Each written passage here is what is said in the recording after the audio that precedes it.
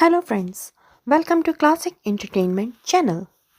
तो जनाब, मैं आपके लिए लेके आई हूँ महकता इश्क सीरीज़ की किस्त नंबर 4 तहरीर सीमा शाहिद। लेकिन इससे पहले हम आगे बढ़ें, अगर आपने अभी तक हमारा चैनल सब्सक्राइब नहीं किया तो जल्दी से जाकर चैनल को सब्सक्राइब कीजिए। बेल आइकॉन का नोटिफिकेशन को ज़रूर क्लिक कीजिए ताकि चैनल पे इस सीरीज़ के अपलोड होते ही सबसे पहले वीडियो आपको देखने सुनने को मिले। वीडियो को लाइक दबाइए और कमेंट में अपनी मौजूदगी का एहसास दिलाएं। चलें, आपको मज़ीद इंतज़ार नहीं कराते, शुरू करते हैं महकता इश्क किस्त नंबर 4 सीमा शाहिद। मुलाजमा इसे अंदर गोल कमरे में आतका आंटी और अलीना खाला के पास छोड़ गई थी। कैसा लगा हमारा मेंशन? आतका ने मुस्कुराते हुए पूछा। बहुत अच्छा है। अभी पूरा तो तुमने नहीं देखा होगा। तीसरी मंजिल पर रिहायशी कमरे हैं और दूसरी मंजिल पर लाइब्रेरी, पियानो रूम वगैरह। उन्होंने सवालिया नज़रों से देखते हुए उसे बताया। जी, अभी बस ग्राउंड फ्लोर और बाहर कुछ बागात देखे हैं, वो नरम लहजे में बोली। दरअसल मेरे 2 छोटे बेटे टीम क्रिकेट लीग खेलने बकिंगम गए हुए हैं, वरना वो होते तो तुम्हें 1 मिनट सुकून से बैठने नहीं देते। आतिका ने अपने 2 छोटे बेटों का जिक्र किया। जी, वो सर हिलाकर रह गई। उसने उनके बच्चों के नाम, उनकी उम्रें कुछ भी जानने की कोशिश नहीं की थी कि उसे इंटरेस्ट ही नहीं था। कुछ देर की गुफ्तगू के बाद मुलाजमा ने खाना लगने की इत्तला दी तो आतका अलीना और मिनसा को लिए डाइनिंग हॉल में आ गई, जहां बावर्दी मुलाजिम अटेंशन खड़े थे। कुछ देर में संजीदा सा ज़रार हमदानी भी उन्हें ज्वाइन कर चुका था। आतका और अलीना दोनों ही इस पुरतकल्लुफ़ डिनर के दौरान आपस में बातें करती रही थीं। गाहे बगाहे ज़रार भी इनकी बातों में शरीक होता रहा था, मगर मिनसा बस खामोशी से सर झुकाए चम्मच से चावल खा कम और हिला ज़्यादा रही थी। डिनर के बाद कॉफ़ी का दौर चला। रात बहुत हो गई है, अब निकलना चाहिए, मिनसा ने अपनी खाला के कान में सरगोशी की, जिससे ज़रार की समाअत महरूम नहीं रही थी। एडनबरा का मौसम अचानक से रंग बदलता था। पहाड़ियों में घिरा होने की वजह से तेज़ बारिशों में अक्सर कोहर छा जाती थी कि हाथ को हाथ सुझाई नहीं देता था, और अलीना का घर भी ढलान में वादी की तरफ था। उधर इस मौसम में रात गए जाना खतरे से खाली नहीं था। मामी, बाहर तेज़ बारिश शुरू हो चुकी है, आज रात आप यहीं रुकें। वो कॉफ़ी का मग मेज़ पर रखकर संजीदगी से हुक्मिया अंदाज में बोलकर मुलाजमा को गेस्ट रूम खोलने का हुक्म दे रहा था, और मिनसा खूंखार नज़रों से उसे देख रही थी। वो अगर लॉर्ड था तो अपने शहर, अपने घर का था। उसे यूं मिनसा और उसकी खाला के मामले में हुक्म देना नहीं चाहिए था। मिनसा से बेदहानी में कॉफ़ी का कप छिलका और उसके लिबास पर गरम गरम कॉफ़ी गिर गई। वो हल्का सा कर्राही। मिनसा, तुम ठीक तो हो? खाला परेशानी से उसके नज़दीक आई। इट्स ओके खाला, मैं ठीक हूँ, आप प्लीज़ घर चलें। उसकी बात सुनकर ज़रार ने इस खाला की भांजी को गौर से देखा, जो आज उससे पहली बार मिली थी, मगर जब से मिली थी तब से मुसलसल उसकी नफ़ी किए जा रही थी। बेटी उठो, तुम ऊपर रूम में जाकर अपना लिबास बदल लो, आतिका ने प्यार से कहा। आंटी, मैं यहाँ स्लीप ओवर का सोचकर नहीं आई थी। अच्छा, तुम ऊपर जाकर सुकून से शावर लो, मैं तब तक मुलाजमा से कहकर तुम्हारे कपड़े वॉश करवा कर भिजवा दूंगी, अलीना ने उसे टोका।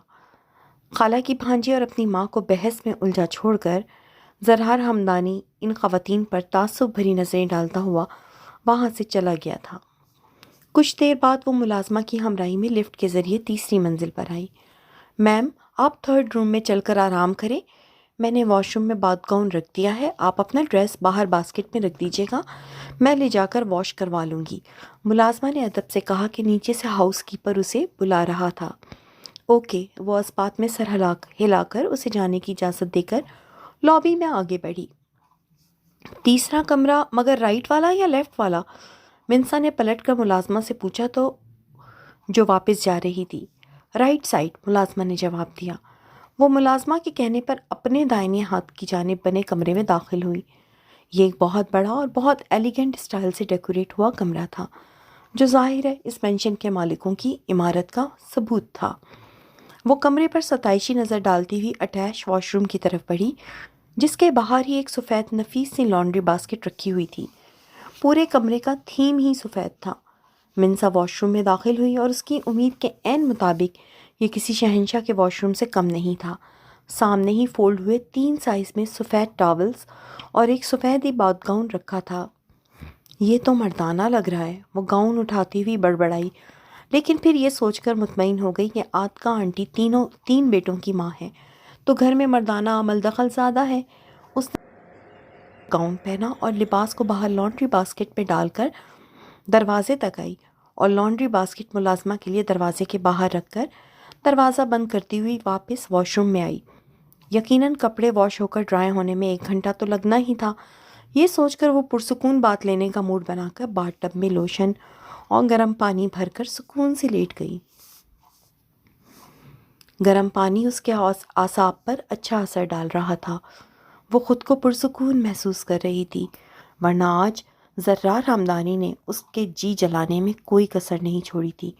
وہ دونوں ہی ایک دوسرے کے لیے اجنبی تھے، پہلی بار ملے تھے، مگر زرار ہمدانی کا مغرور انداز، خود کو بہت کچھ سمجھنا اسے اچھا نہیں لگا تھا، اور سب سے بڑھ کر وہ سمجھ چکی تھی کہ خالہ نے یہ سب طے کیا ہے۔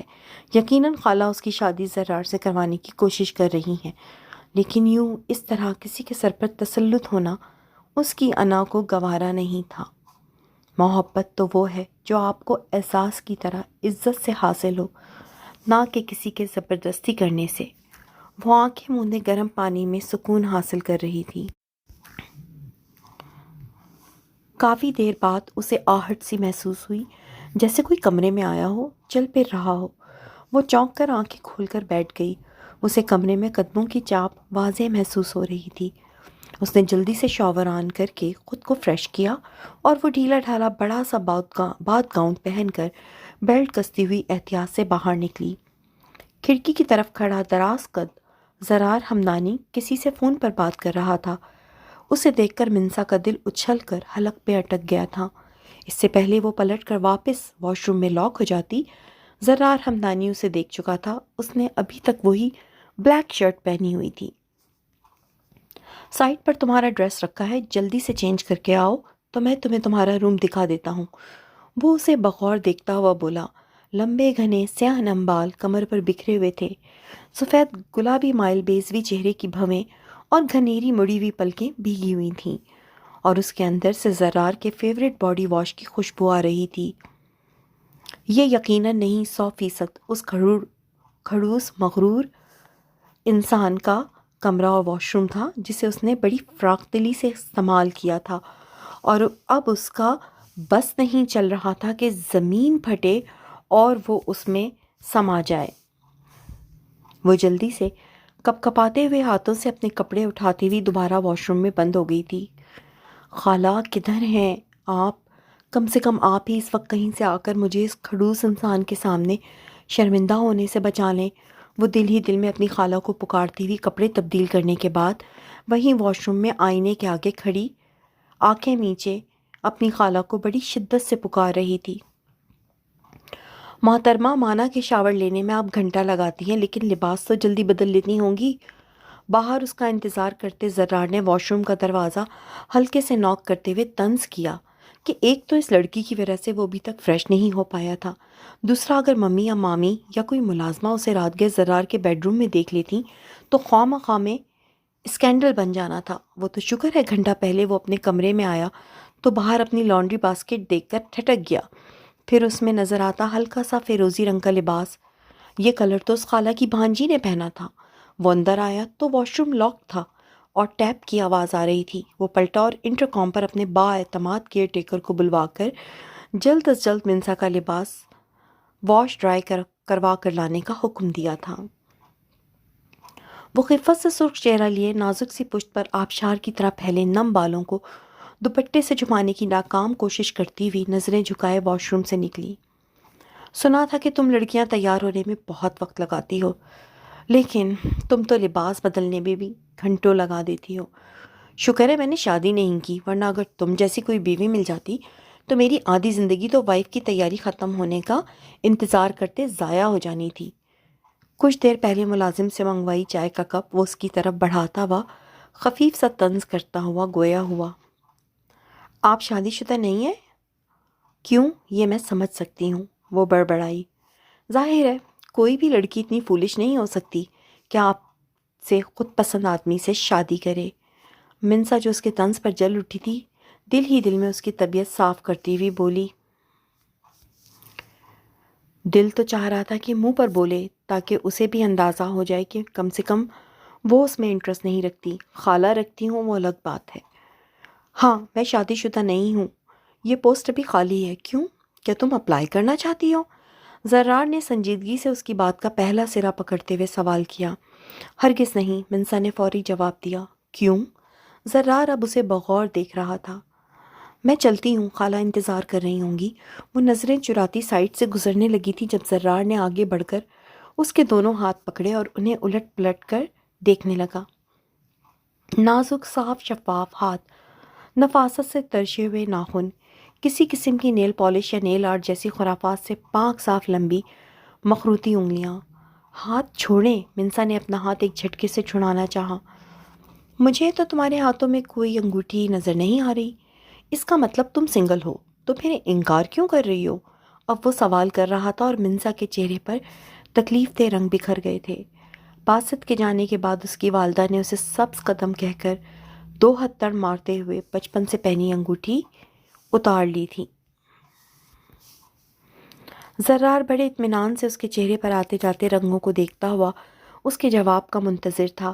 کہاں تو وہ خود کسی سے بھی شادی کے لیے تیار نہیں تھا، لیکن اس لڑکی کا انکار بھی اسے اچھا نہیں لگ رہا تھا۔ خالہ کی بھانجی جواب دو، اس نے ہلکا سا منسا کے ہاتھوں کو جھٹکا دیا۔ نہیں، وہ دھیرے سے بولتی ہوئی اپنے ہاتھ اس کی گرفت سے نکال گئی۔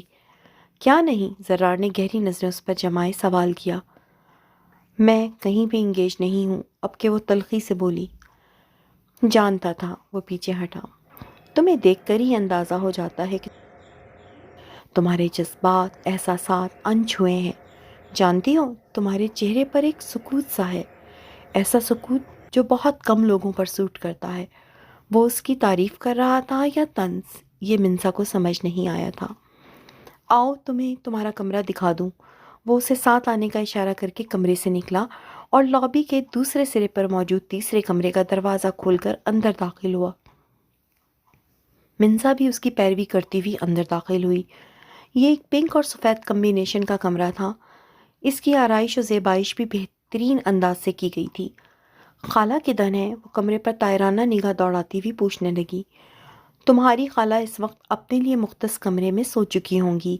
یہ ان کی نند کا گھر ہے، یہاں ان کا اپنا کمرہ موجود ہے۔ وہ سکون سے بولتا ہوا اس کے کمرے کی فرینچ سٹائل بالکنی کی کھڑکی کھولتا ہوا ادھر کھڑا ہو گیا۔